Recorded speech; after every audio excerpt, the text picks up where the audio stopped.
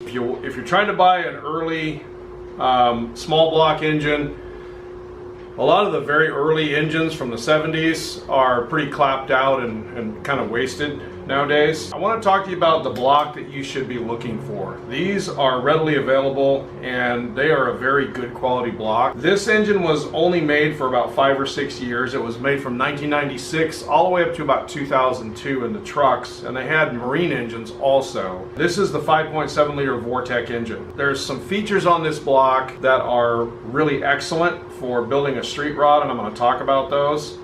So the last 3 digits of the casting number on the block that you're looking for is an 880. This is an 880 casting, and there's a couple of things that are pretty obvious about it. One of the things you'll notice is in the back it has a one-piece rear main seal housing. The earlier block, the rear cap incorporated the seal. This rear main seal setup, now they actually use this rear main seal setup on the TBI engines too, so it would have been 1986 and up. In 96, they went to the Vortec style motor. Some of the TBI motors are usable or something that you should be looking for, but I'm going to show you there was a couple of differences on the TBI engines. Some of the TBI engines were not machined for the roller cam setup. If you can, what you want to do is try to get the roller cam block. All the Vortecs were roller cam blocks, and you know, I think I've told you before, I'm at the point now where I'm done with flat tappets. I'm not going to use them anymore. Even if I have an early block, I'm going to put a retrofit roller in. They're just so much better and they don't cost that much more anymore. So alright, so the Vortec 880 casting, it's also going to have a windage tray. It has the larger tube, so the oil pump is different, it has a much larger pickup tube. I've already taken the bolts out of this, so the oil pump bolt goes through the windage tray, and then there's 3 main cap bolts that come up. Those are provisions for the windage tray. I got the bolt out of this, so the oil pump comes out, so it's got the bigger updated oil pump. Another thing that's very common on these is the connecting rods. I've already taken a couple of these out. This is a powdered metal connecting rod. It's different than the earlier forged rod. It is a forged rod, believe it or not. A lot of people don't realize that, but this is what they call a powdered metal rod. The way they manufacture these rods is they take metal powder, they grind metal down into very fine iron filings or metal filings, and then they compress it together. They put it in a press in the shape of the rod, and they put a press head on it, and they press it into the shape of the rod, and then it goes through a multiple stage heat treat process. The powdered metal rods are actually fairly new on the automotive scene. They've only been around since like the early 1980s. Now I know some of you are thinking, God, I wasn't even born in the early 1980s, or you know, a lot of you probably were. But in scope of the automotive industry, the 80s was relatively recent. Ford started out using these in one of their cars. They took a chance on it.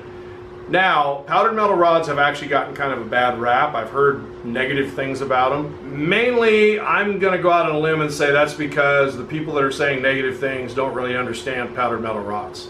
The fact of the matter is that these powdered metal rods are 25 to 30% stronger than the earlier Chevy conventionally forged rods. That's been proven. They can take more horsepower.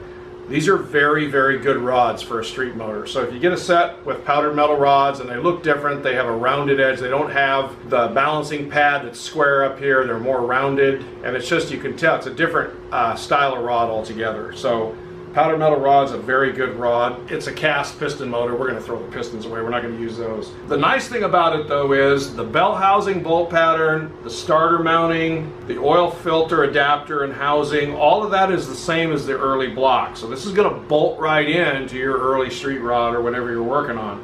The oil pan is different with the one-piece rear main seal, so you're going to have to get the pan that goes with this. Now, a couple things on the front of the engine.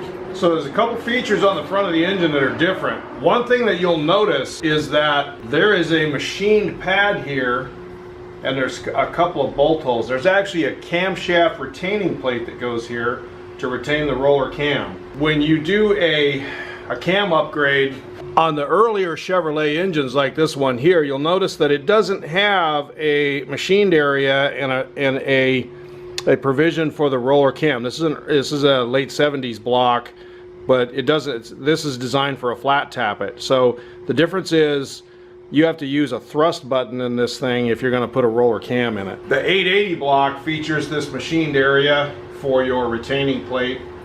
And so you can run a replacement cam that's a factory type roller cam. The reason you want to do that is because this is already set up for a roller, and the factory roller replacement cams, the performance cams that are designed to run in a factory block, are a lot cheaper or less expensive than the retrofit for the earlier block. So you're going to save a lot of money, and you can still run a performance roller cam in there. So it works out pretty good. Now, I talked earlier about the fact that the throttle body injection blocks, which were 86 and up, it is possible that you can use one of those too. It's a different casting number, but what you need to look for is you need to look for these holes being drilled and tapped for the plate. A lot of the throttle body engines used a similar type block, but they had a flat tappet. The other thing is, in this Vortec block, you can also use a flat tappet cam in it if you want to. You don't have to go roller, I recommend it, but these blocks will take either type of cam.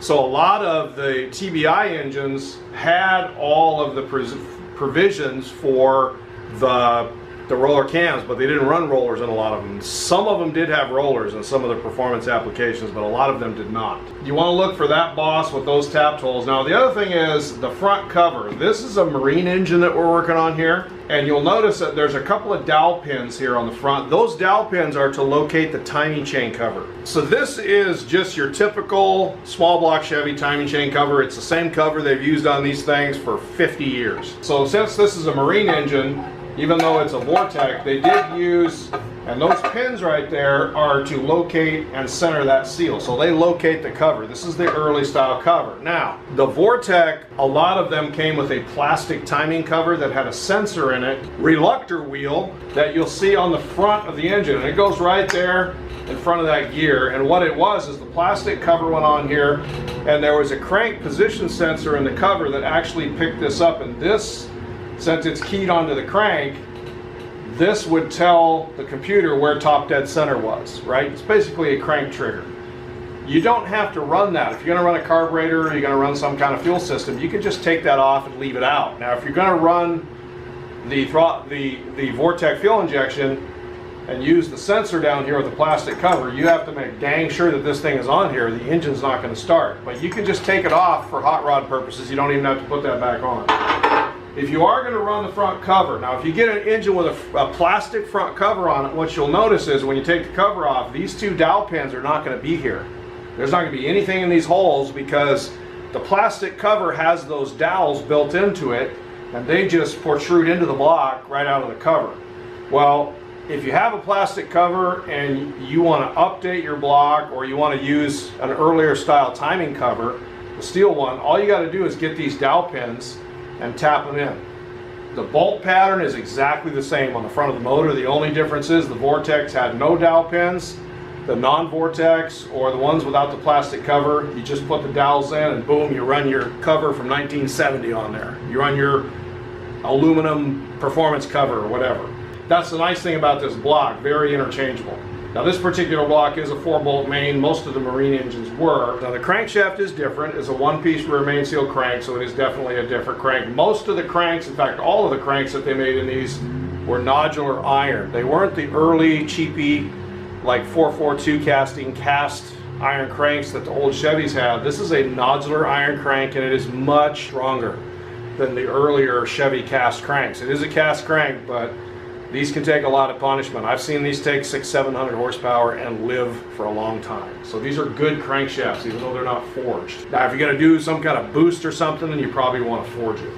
Now, the one other thing you need to look for, and I've got exactly the same block on the floor here that I just built, so I want to show you something. This is another 880 block that we just put together. You want to look for these bosses here. Now, these are what take the roller cam provision.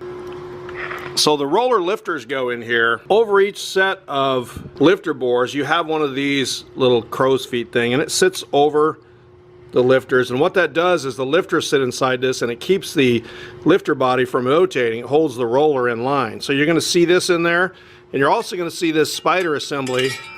This has 3 holes in it here, and it bolts up just like that. So you'll see when you pull the intake off, if you see this sheet metal spider assembly in here, and one of these over each set of lifters, you have a roller cam block. But even if it's a TBI motor, guys, It's not going to have this assembly in it. It'll have flat tappets just like the early Chevy, but what you want to do, in addition to looking for the machined areas up here for the retaining plate, you want to look at these bosses here and make sure they are drilled and tapped, because if they are, then that block is set up for a roller cam. So that's what you're looking for if you're looking for a TBI motor and you want to convert it to roller.